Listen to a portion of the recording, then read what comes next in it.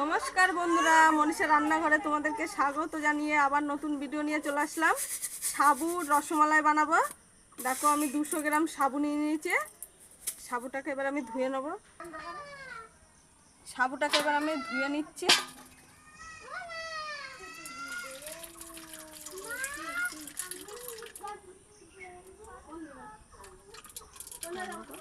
বন্ধুরা আমি সাবুটা ধুয়ে নিয়েছি।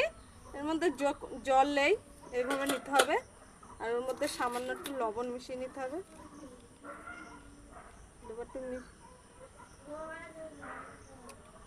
সামান্য লবণ মিশিয়ে নিলাম। রসমালাই বানানোর জন্য আমি জল দিয়ে দিচ্ছি কড়াতে। 2 গ্লাস জল দেবো।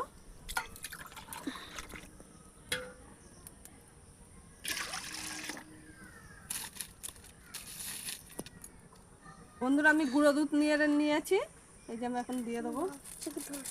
হালকা জল গরম হয়ে গেছে, এবার দিয়ে দিচ্ছি।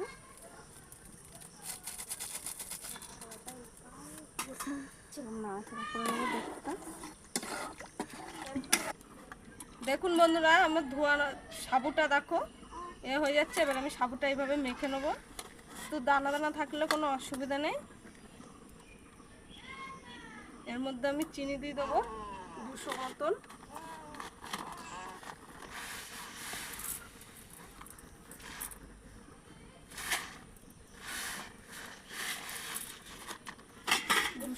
চিনি দিয়ে মাখতে হবে। দেখুন বন্ধুরা সাবুটা আমি মেখে নিয়েছি। দেখুন এরকম রসগোল্লার মতন করে নিল, এইভাবে করে নিতে হবে। দেখুন বন্ধুরা আমার সাবুর মিষ্টি রেডি। দেখো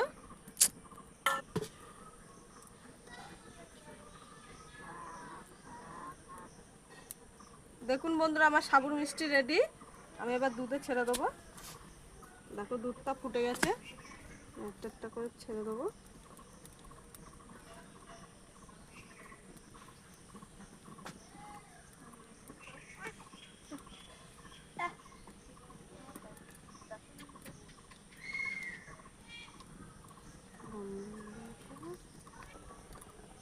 গোটা এলাচ ফাটিয়ে দিয়ে দিলাম দুধটা যখন ফুটছে। এর মধ্যে সামান্য চিনি দিয়ে দেবো 1 কাপ মতন।